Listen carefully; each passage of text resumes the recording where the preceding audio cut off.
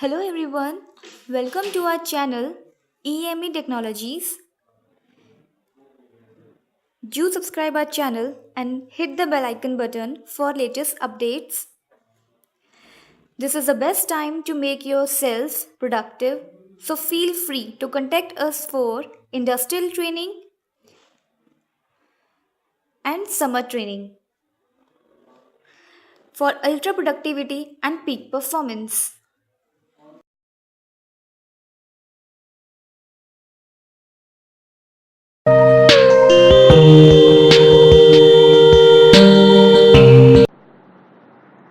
Hi guys, मैं हूँ प्रिया निधि और आज मैं आपको कॉटलिन में एक और प्रोग्राम करना सिखाऊंगी।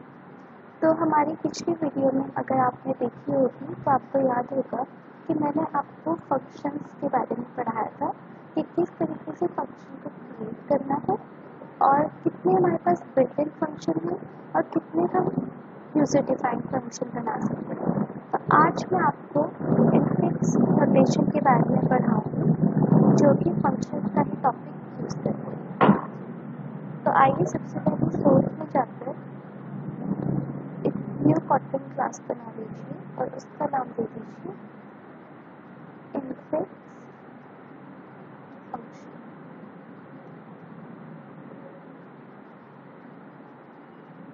तो देखिए हमारे पास ये इनफिक्स फंक्शन नाम की क्लास क्रिएट हो चुकी है। इनफिक्स फंक्शंस के बारे में पढ़ाने से पहले मैं आपको ऐसे दो ऑपरेटर्स के बारे में पढ़ाना चाहूँगी जिन्होंने इनफिक्स फंक्शन का यूज़ किया है, लेकिन हमें आज तक पता नहीं था कि वो यूज़ किस तरीके से करते थे। आपने इन दो ऑपरेटर्स के बारे में पढ़ा होगा। इन दो ऑपरेटर्स को हम एंड और ऑपरेटर्स कहते हैं। इन दोनों का यूज़ हमेशा लॉजिकल ऑपरेटर जब भी हम यूज़ करते हैं तब इनका जिक्र होता है। एंड के लिए दोनों कंडीशंस का ट्रू होना ज़रूरी है, जबकि और के लिए कोई भी एक कंडीशन ट्रू हो जाएगी तो भी वो हमें रिजल्ट ट्रू ही रिटर्न करेगा। तो आइए सबसे पहले मैं आपको और एंड का फंक्शन बना के दिखाती हूँ ताकि आपको बाद में इनफिक्स के बारे में समझने में आसानी हो जाएगी। तो सबसे पहले हम अपना स्टार्ट करेंगे प्रोग्राम फन मेन से।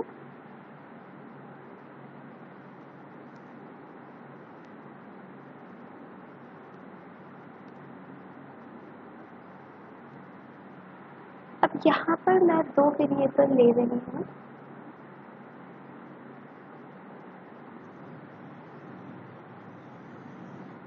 यहाँ पर मैंने a को वैल्यू ट्रू असाइन की है और b को वैल्यू असाइन हुई है फॉल्स। अब एक और मैं ले रही हूँ वेरिएबल जिसका नाम है रिजल्ट और ये बूलियन टाइप का होगा। यहाँ पर रिजल्ट में मैं स्टोर करवा रही हूँ a और b। नीचे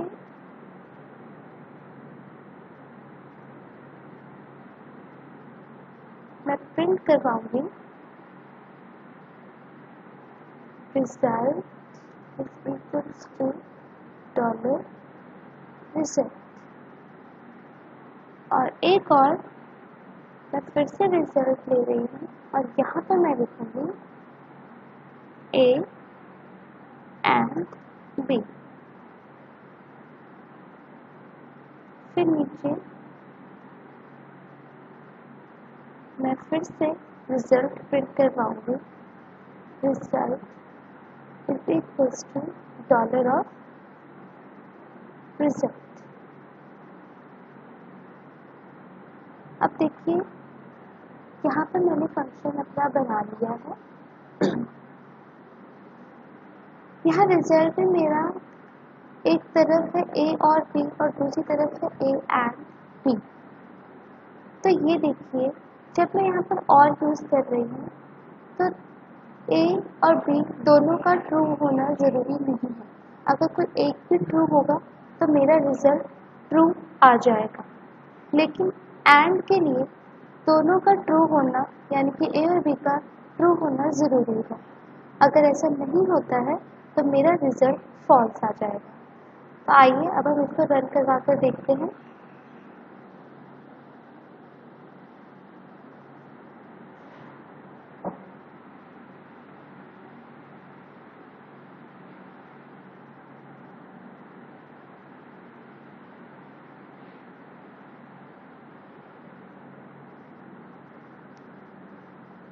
ये देखिए,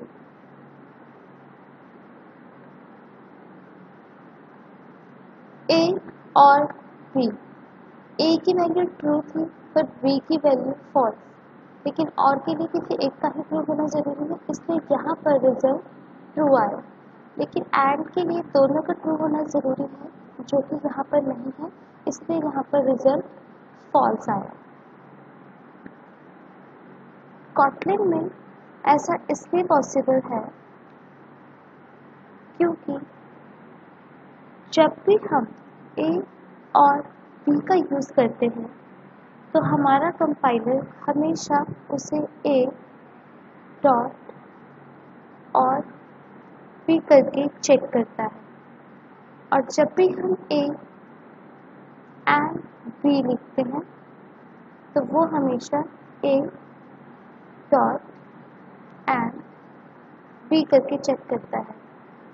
हमें इतनी कॉम्प्लेक्स लाइन समझ में नहीं आती है, इसलिए हम उसको इस तरीके से लिखते हैं, लेकिन जब भी कंपाइलर इस लाइन का जो टास्क है वो परफॉर्म करता है तो वो हमेशा इस लाइन में उसको कन्वर्ट करके हमें सोल्यूशन प्रोवाइड करता है। ये चीज़ पॉसिबल अगर हुई है तो सिर्फ और सिर्फ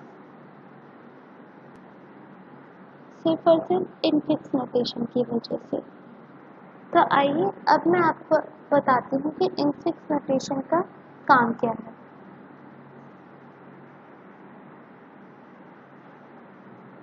इसे सबसे पहले मैं हटा देती हूँ, फिर हम एक नए प्रोग्राम से शुरू करेंगे। इनफिक्स नोटेशन को अगर हमें अपने फंक्शन में दिखाना है तो उसके लिए 3 कंडीशंस ज़रूरी होती हैं। अब वो 3 कंडीशन कौन सी हैं? सबसे पहली है कि वो एक मेंबर फंक्शन होना चाहिए किसी भी क्लास का। दूसरी कंडीशन है कि उसका सिर्फ एक ही पैरामीटर होना चाहिए, वो आर्ग्यूमेंट्स बहुत सारे नहीं ले सकता, सिर्फ एक ही लेगा, हैज़ ओनली वन पैरामीटर। और तीसरी कंडीशन है कि वहाँ पर इनफिक्स लिखा होना चाहिए। इनफिक्स कीवर्ड का इनफिक्स कीवर्ड इज यूज्ड। ये तीनों कंडीशन अगर आप फॉलो कर रहे हैं तो आप इनफिक्स नोटेशन का यूज़ कर रहे हैं। तो आइए हम इसका प्रोग्राम बनाते हैं। जैसे कि मैंने आपको बताया कि वो एक क्लास का मेंबर फंक्शन होना चाहिए, इसके लिए हम सबसे पहले क्लास जनरेट करेंगे। मान लीजिए मैं एक स्ट्रक्चर नाम की क्लास जनरेट कर रही हूँ। यहाँ पर मैंने उस फंक्शन को क्रिएट करना है जिसे मैं इनफिक्स बनाऊंगी, तो उसके लिए मुझे यहाँ पर इनफिक्स लिखना पड़ेगा। फन ये मेरे फंक्शन का नाम है।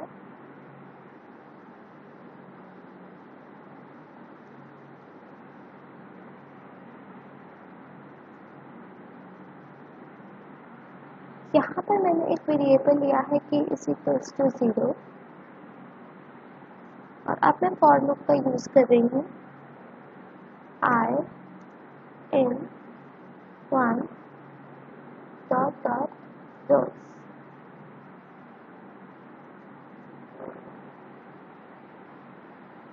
k is equals to 0 for space in 1 dot dot rows minus 1 sort I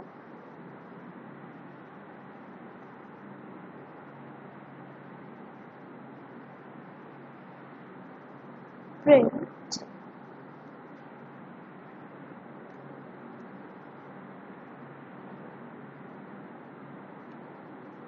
while k not equals to into I minus 1 print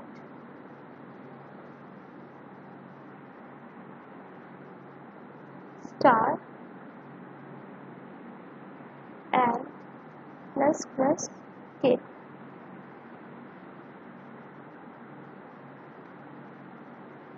Then print ln and the class overs here. अब उस function को call करवाने के लिए obviously मुझे main method की ज़रूरत होगी, तो मैं अब यहाँ पर मेन मेथड बना रही हूँ। उसका तरीका बिल्कुल सेम है।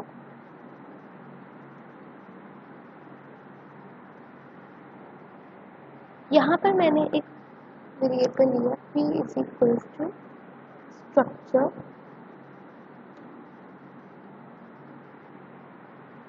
और नीचे मैंने लिया p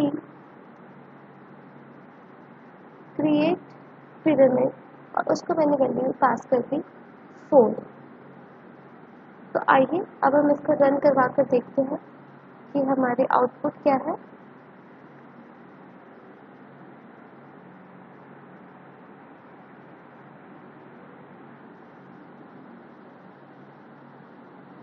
ये देखिए यहाँ पर हमारा स्टार ये पिरामिड एक प्रिंट हो गया है।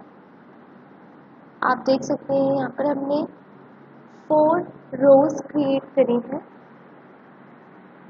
ये देखिए इधर हमने 4 पास किया था, इसका मतलब है कि हमें 4 रोज चाहिए। हम एक बार फिर से इसे रन करवाते हैं।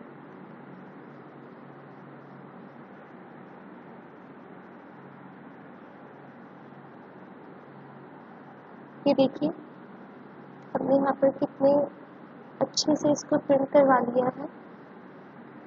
अब आप यहाँ पर ध्यान से देखिए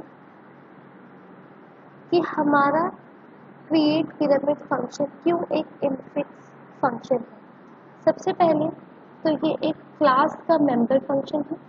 दूसरा, ये सिर्फ एक ही पैरामीटर को यूज़ कर रहा है। तीसरा, इसके आगे इनफिक्स लोकेशन भी हमने यूज़ करा है, यानी कि इनफिक्स कीवर्ड का हमने यूज़ किया है।